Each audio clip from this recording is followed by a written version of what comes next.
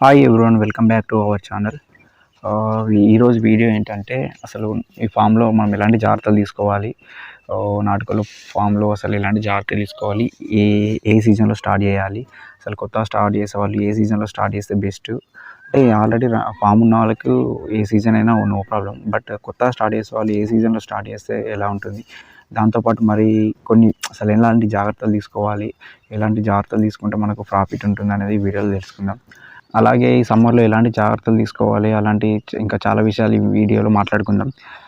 Video start చేసే ముందు ఏంటంటే ఒక చిన్న ఇన్ఫర్మేషన్ మీతో షేర్ చేసుకోవాలి. మన ఛానల్ అయితే 1K సబ్స్క్రైబర్ అయితే రీచ్ అయింది. దానికి చాలా సబ్స్క్రైబ్ చేసుకున్న వాళ్ళందరికీ చాలా థ్యాంక్స్ అండి అందరికీ. చాలా తక్కువ టైంలో మనకు తెలిసిన విషయం అసలు ఎలా మాకైతే జీరో నాలెడ్జ్. ఫామ్ పెట్టినప్పుడు అయితే జీరో నాలెడ్జ్. అసలు నాటుకోవాలి అసలు ఇంటి దగ్గర కూడా అసలు ఎప్పుడు పెంచలేదు. చాలా బ్యాక్గ్రౌండ్ వెరిఫికేషన్ చేసి, గ్రౌండ్ వర్క్ చేసి, చాలా ఫామ్స్ తిరిగి ఎలా చేస్తున్నారని తెలుసుకొని స్టార్ట్ చేసాము. అదంతా మేము ఎలా స్టార్ట్ చేసాము అన్నది మొత్తం మేము ఫస్ట్ నుంచి వీడియోస్ పెట్టుకుంటూ వచ్చాము. దానికైతే మాకు మంచి రెస్పాన్స్ అయితే వచ్చింది. చాలా డౌట్స్ చాలామంది మాకు చెప్పారు, ఇలా కాదు ఇంకా ఇలా చేయండి అని. వాళ్ళ దగ్గర నుంచి నేర్చుకున్నాం. అదే మాకు తెలిసింది కూడా చాలామందికి షేర్ చేసాము. ఇందులో చాలా విషయాలు ఉన్నాయని మనం చేస్తూ వెళ్తున్న కొద్దీ చాలా విషయాలు మనకు తెలుస్తుంటాయి.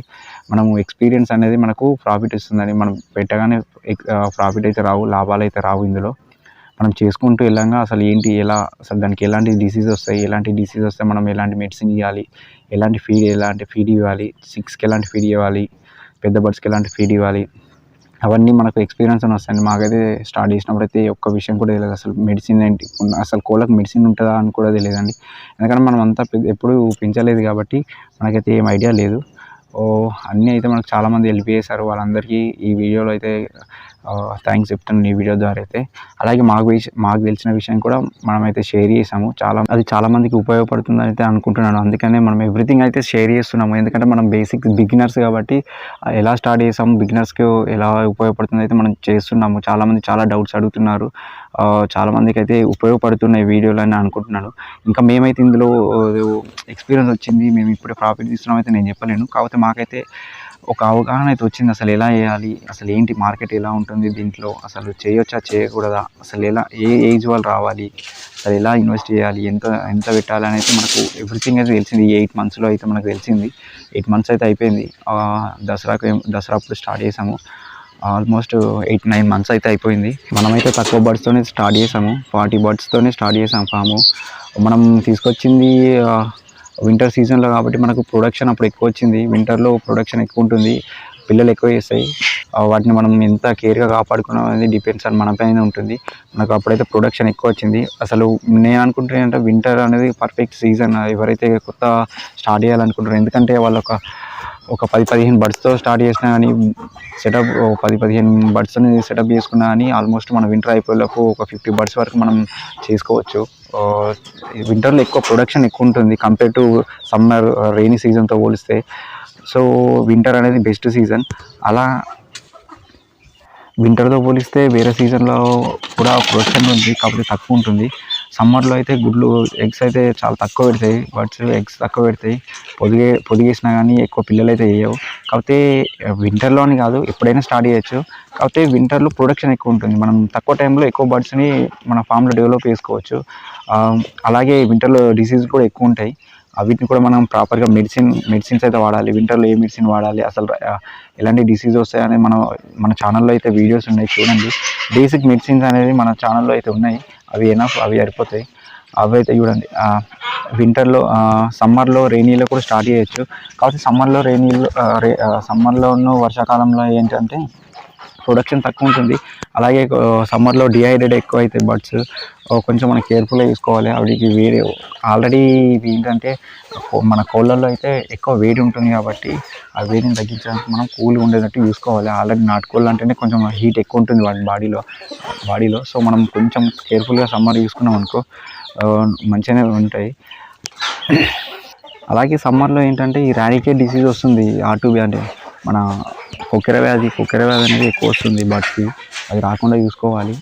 దాని రాకుండా సమ్మర్ స్టార్ట్ అయ్యే ముందు మనం ఫిబ్రవరి ending or March first or second వీక్లో R2B వ్యాక్సినేషన్ అనేది ఉంటుంది. అది చేసుకున్నాం అనుకో సమ్మర్ మొత్తం మనకైతే ఎటువంటి డిసీజ్ రాదు. బర్డ్స్కి అయితే కొంచెం డిహైడ్రేట్ నుంచి మనం కాపాడుకోండి. వాటికి ఎప్పుడెప్పుడు వాటర్ వేడిగా కాకుండా చల్లటి వాటర్, మామూలుగా టెంపరేచర్ కన్నా ఎక్కువ ఉండకుండా చూసుకొని చల్లటి వాటర్ ఇస్తున్నట్టు సరిపోతుంది. డిహైడ్రేట్ కావు బర్డ్స్. సమ్మర్లో అదొకటి కొక్కెర వ్యాధి ఒకటి రాకుండా మనం ముందుగా వ్యాక్సినేషన్ R2B వ్యాక్సినేషన్ చేసుకోవాలి. ఆ వీడియో కూడా ఉంది. మనం వ్యాక్సినేషన్ ఎలా చేసాం సమ్మర్కి ముందు మనం మార్చిలో చేసాం, ఫిబ్రవరి ఎండింగ్ మార్చిలో చేసాం. ఆ వీడియో కూడా ఉంది, కింద లింక్ పెడతాం డిస్క్రిప్షన్లో చూడండి. కొత్తగా స్టార్ట్ చేసే వాళ్ళు అయితే ఎప్పుడైనా స్టార్ట్ చేయొచ్చు, నో ప్రాబ్లం.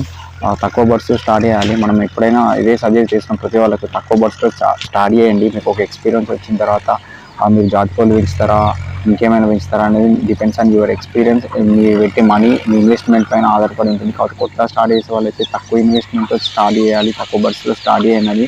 నేను ఫస్ట్ నుండి చెప్తున్నాం, ఎందుకంటే ఒక ఎక్స్పీరియన్స్ రావాలి మనకు. ఎక్స్పీరియన్స్ రాంది డబ్బులు తీసుకొచ్చి పెట్టి మనం లాస్ అయితే వేస్ట్ కదండి. అందుకే ఎక్స్పీరియన్స్ వచ్చిన తర్వాత మీరు జాతికోళ్ళు పెంచుతారా, మొత్తం ప్యూర్ నాటుకోళ్ళు పెంచుకుంటారా, మీట్ పర్పస్ పెంచుకుంటారా, ఇంకా గిరిరాజా వనరాజా మీరు ఎలా వేసుకుంటారా తర్వాత ఎక్స్పీరియన్స్ వచ్చే వరకు అయితే మనం తక్కువ బర్డ్స్ స్టార్ట్ చేయండి.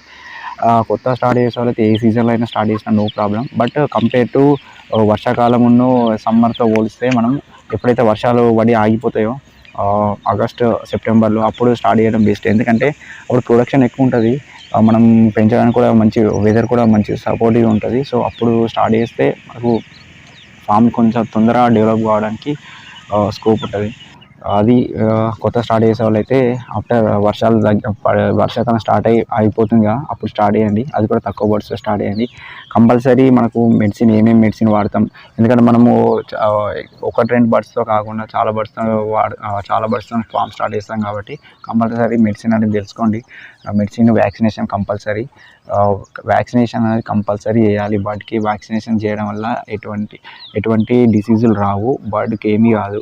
వ్యాక్సినేషన్ చేయడం వల్ల బర్డ్కు ఏమన్నా అవుతుందా అని చాలా అపోహలు ఉన్నాయి. అంటే వ్యాక్సినేషన్ నాటుకోళ్ళకు వ్యాక్సినేషన్ చేయరు, చేస్తే అది నాటుకోడు కాదు అంటారు, కానీ కంపల్సరీ వ్యాక్సినేషన్ చేయాలి. ఎందుకంటే డిసీజులు రాకుండా.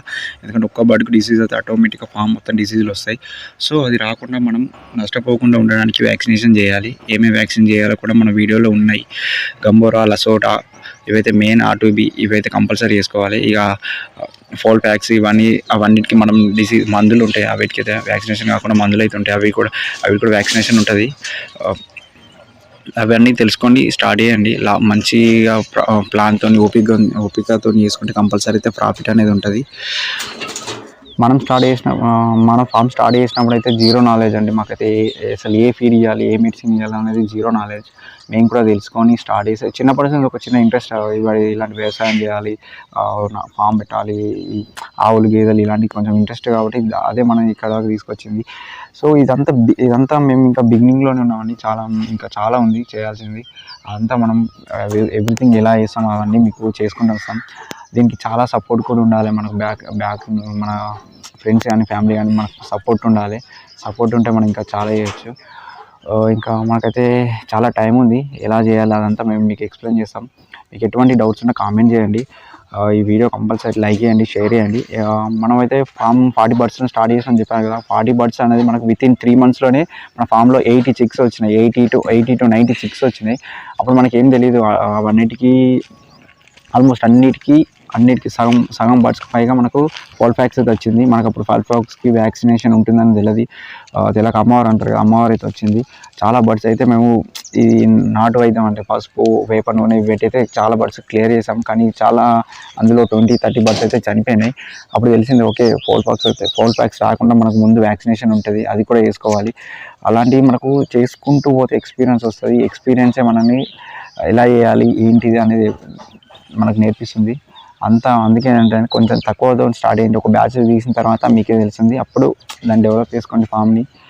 ఇంకా మీకు జాతికోళ్ళు పెంచాలని ఇంట్రెస్ట్ ఉంటే జాతికోళ్ళు పెంచండి, నాటుకోళ్ళు అయితే నాటుకోళ్ళు పెంచుకోండి. ఎగ్ లేయింగ్ పర్పస్ అయితే ఎగ్ పెట్టి ఉంటే BV316 అవి వేసుకొని అవి వేయండి. సో మనం ఇప్పుడైతే మన ఫామ్లో అయితే చాలా బర్డ్స్ని అయితే సేల్ చేసాము. ఇప్పుడు చాలా తక్కువ ఉన్నాయి. మనం ఈ కొంచెం ఈ ఎండలు కొంచెం తగ్గిన తర్వాత మనం నెక్స్ట్ ఒక బ్యాచ్ తీసుకొచ్చి పెంచుదామని ఒక ప్లాన్ ఉంది. వాటితో పాటు ఇంకా కమ్జులు ఇవి కూడా ప్లాన్ చేస్తున్నాం. నెక్స్ట్ వీడియోలో చెప్తామండి. మన నాటుకోళ్ళతో పాటు కమ్జులు పెంచుకుంటే చాలా లాభం ఉంటుంది. అది ఏం చేయాలని నెక్స్ట్ వీడియోలో మనం చెప్తాం. అది నెక్స్ట్ వీడియో ప్రాపర్ క్లియర్గా కట్గా నేను నెక్స్ట్ వీడియోలో ఎక్స్ప్లెయిన్ చేస్తాను. వాటికైతే చాలా తక్కువ ప్లేస్ అయితే పడుతుంది. కమ్జులు పెంచడానికి అయితే చాలా తక్కువ. ఒక్క కోడి పెంచే ప్లేస్లో అయితే మనం 3 కమ్జులు అయితే పెంచవచ్చు. మనం ఈ షెడ్లో ఒక చిన్న పార్టీషన్లో ఒక 1000 కమ్జులు అయితే ప్లాన్ చేస్తున్నాం. దానికి కరెంట్ కావాలి బ్రూడింగ్కి 7 days 8 daysకి. బ్రూడింగ్ కూడా చాలా ఇంపార్టెంట్. ఆ బ్రూడింగ్ ఎలా చేయాలి, బ్రూడింగ్లో ఎలాంటి జాగ్రత్తలు తీసుకోవాలి అవి కూడా చెప్తాను. ఎలాంటి ఫీడ్ చేయాలి అవి కూడా నెక్స్ట్ వీడియోలో చూద్దాం. దాంతోపాటు మనం ఏంటంటే ఫామ్ అయితే ఎప్పుడు నీట్గా ఉంచుకోవాలి. ఎప్పుడప్పుడు క్లీన్ ఉంచుకోవాలి. ఇవి మనం బర్డ్స్కి పెట్టే వాటర్ డ్రింకర్లు కానీ ఫీడర్లు కానీ మనం కంపల్సరీ 2-3 డేస్కి ఒకసారి అయితే కంపల్సరీ క్లీన్ చేసుకోవాలి. వాటి ద్వారానైతే డిసీజ్ వస్తుంది. ఎందుకంటే అవి తాగిన డ్రింకర్లోనే వాటి మోషన్ లిటర్ అందులోనే వేస్తాయి. వాటికి అక్కడ ఇరిటేషన్ వస్తుంది మనకు. కాకపోతే అది మాత్రం కంపల్సరీ మనం క్లీన్ చేసుకోవాలి. ఎప్పుడప్పుడు ప్రాపర్గా క్లీన్ చేసుకుంటూ మంచి క్లీన్ వాటర్ ఎప్పుడు పెట్టుకుంటే వాటర్లో అయితే మనం ఏం కలపొద్దు. మనం మినరల్ వాటర్ లాంటివి మనం జస్ట్ డైరెక్ట్ బోర్ వాటర్ ఇవ్వచ్చు. వాటితో పాటు మనం చిన్న బర్డ్స్కి వైమ్రాలు, లివర్ టానిక్ అవన్నీ అయితే వాటర్లో కలుపుకొని ఇవ్వచ్చు. అది కూడా 1 ml per 1 liter కలుపుకొని ఇవ్వాలి.